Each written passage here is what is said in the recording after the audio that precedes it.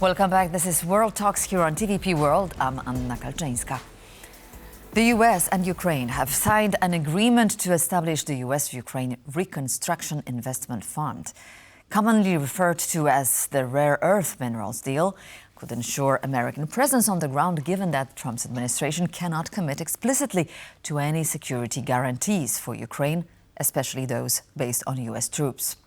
To discuss the implications of the deal on the ongoing peace process between Ukraine and Russia, as well as the mediator's position of the United States, I'm joined by Professor Scott Lucas, University College Dublin.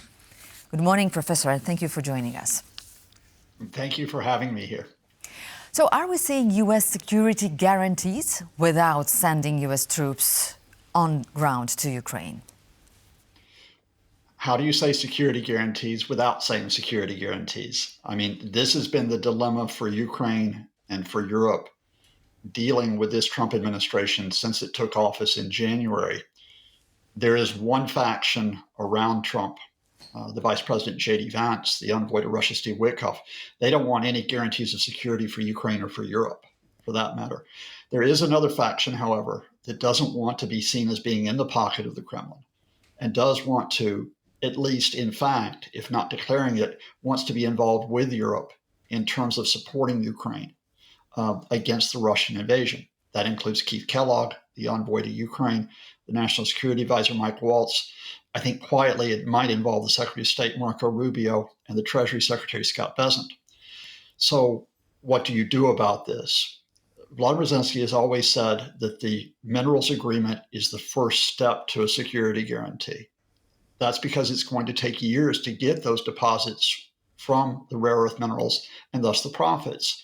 So any fund, which is what we have today with 50-50 control, it's going to be years before you see that money flowing through. But in the meantime, if you want to develop those rare earth mineral deposits, and if the Americans are involved, they have to put personnel in the country. And when you put personnel in the country, you have to protect them. You have to protect them from Russia.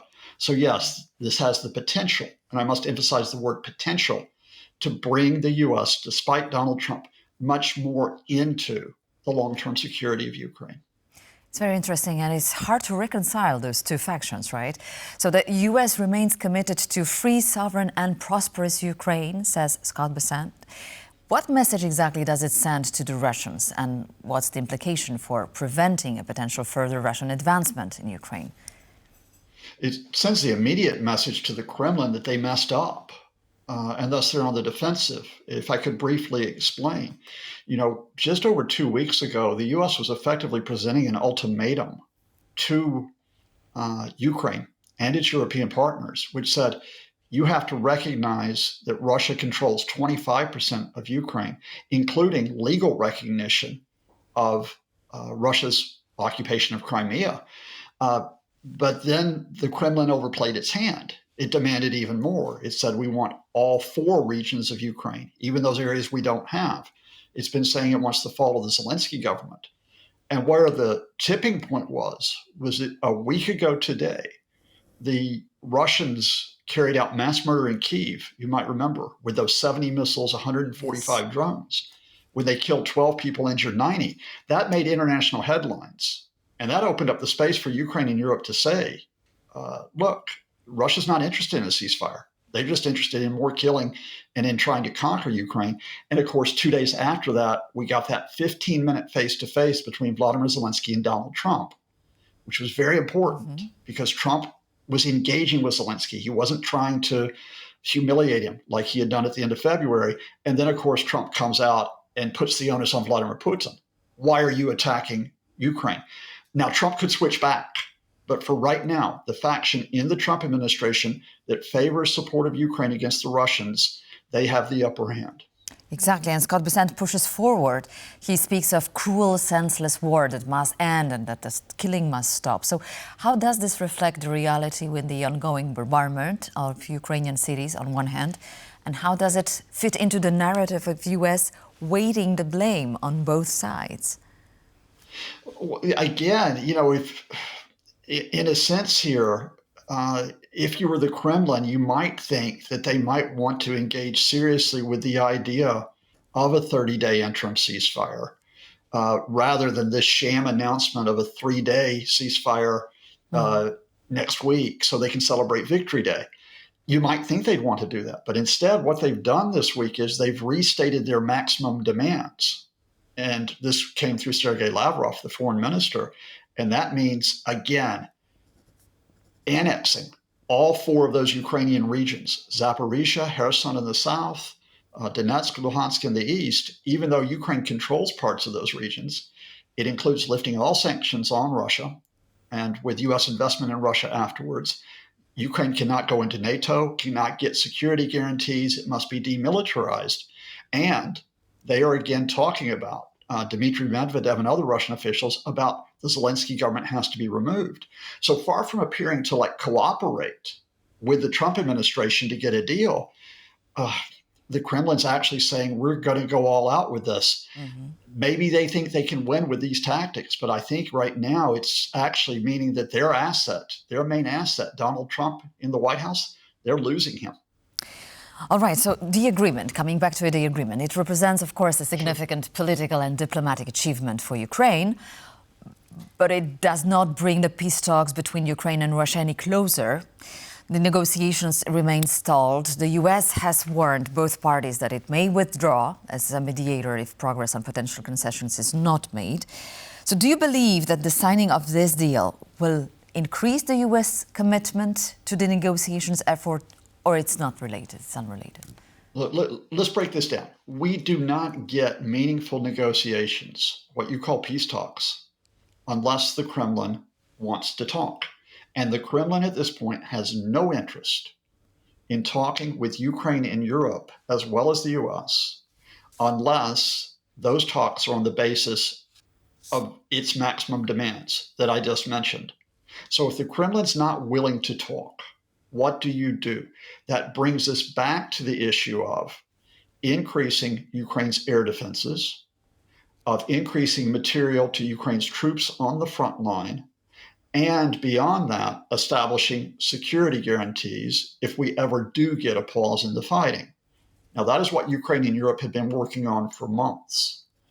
The question for them, the challenge for them has been to bring the U.S. into that. Now, we're not going to get a formal U.S. security guarantee, but by the rare earth minerals agreement, we might bring the U.S. into the discussion informally about those guarantees. And meanwhile, let me give you one thing that happened that almost no one noticed.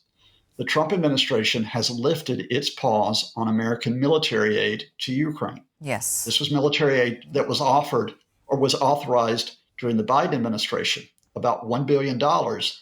And on Wednesday, the Trump administration said, okay, we're finally going to allow delivery of, for example, 50 caliber machine guns. Now, that is the first Trump step to allowing aid to go back, military aid to go back to Ukraine. Will there be more if the Russians continue to refuse peace talks? Exactly. So military aid on one hand, what other option or leverage is left? More sanctions. But even Marco Rubio seemed skeptical. So do you think Trump would pursue this avenue?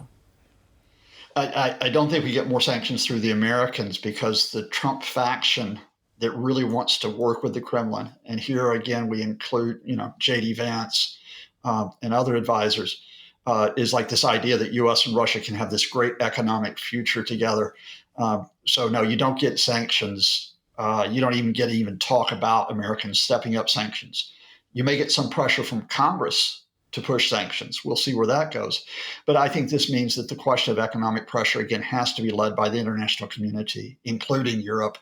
I'm not sure what more sanctions you can add unless you were to try to finally restrict Russian gas supplies, which some EU members are opposing. So at this point, I think you just maintain what you have on Russia, because their challenge is they're in the 4th year of a full-scale invasion. They financed it so far through overheating their economy, but that has driven up inflation. It's driven up interest rates. It's meant that there has had to be some sacrifices at home. How long can they keep doing this? I just come back to the idea that, supporting Ukraine against Russia is a marathon, not a sprint. So even if the Americans aren't completely in, Ukraine, Europe, and supporters from outside Europe just have to maintain politically, economically, and militarily what they're doing. Well, in the first 100 days of Donald Trump's presidency, his administration and opponents have had vastly different perceptions and assessments. So how do you view his diplomatic efforts regarding the peace mission in Ukraine? After all, he was the one to start the negotiations. So something has happened. Donald Trump is simply there to get a photo opportunity, and he hoped it was alongside Vladimir Putin to get like a personal victory.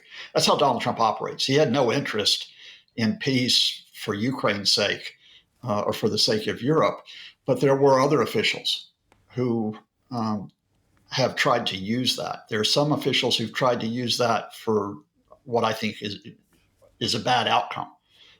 Again, J.D. Vance, Steve Witkov. There are other officials who tried to use this to sort of move Trump and to ease Trump into supporting ongoing support of Ukraine. So I'm not a huge supporter of Donald Trump. I think, in effect, he is trying to establish authoritarian rule in the United States. But if you can manipulate Trump to get a good outcome, well, good luck to Ukraine, good luck to Europe, and to those Trump administration officials who are still the adults in the room. Mm-hmm. And how about the internal criticism of U.S. negotiators, such as those directed at the special envoy, Steve Witkov? How that might influence the credibility and effectiveness of U.S. role in the peace process? New York Times reports that the administration is not happy with Witkov's performance. Well, again, it will be that other camp, including those around Keith Kellogg, those around Mike Waltz, who have, and I'll use the words, you're being too polite not to say that he's a bumbling fool. I happen to agree with that assessment. Steve Witkov is a real estate developer. He has no experience of diplomatic negotiations, of high-level political negotiations. You're showing the footage right now where Vladimir Putin greeted him in the Kremlin, and now you're going to see the footage where Steve Witkov, well, I hoped you would show it, had no other American officials with him, and he did not even recognize his translator. Didn't even know if she was from the embassy. When you have a man who is not prepared on the basics of carrying out high-level talks, especially with something which is so vitally important to the world as this, he shouldn't be there. But I do think that diplomatic failure last Friday when he was in Moscow, again, handed the initiative back to the adults in the room, because they could point to Witkov and say, do you really think this is the way we want to go? Where it looks like you're just trying to be Vladimir Putin's best friend.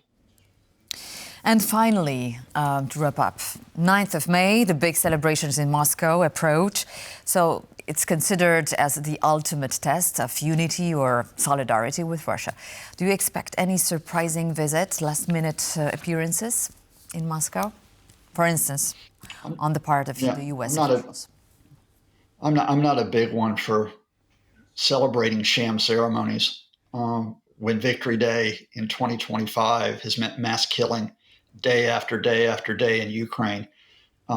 So if any U.S. officials deign to show up there, let's be very clear, they wouldn't be supporting the idea of victory. They'd be supporting that mass killing.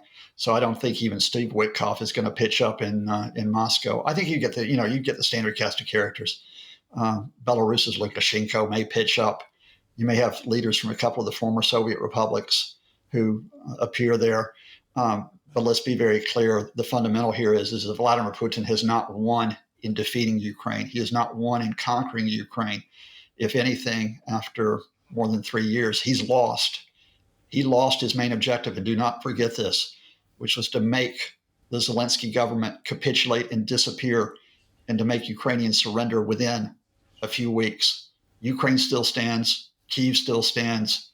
So let him have his tanks and his show in Moscow. It doesn't mean much for what is really important here. Scott Lucas, Professor at University College Dublin, was our guest this morning. Thank you so much, Professor. Good to have you here on TVP World, and good to see you again. Thank you. Have a good day. Thank you so much for watching this edition of World Talks here on TVP World with me, Anna Kalczyńska. Stay with us. Thank you so much and see you soon.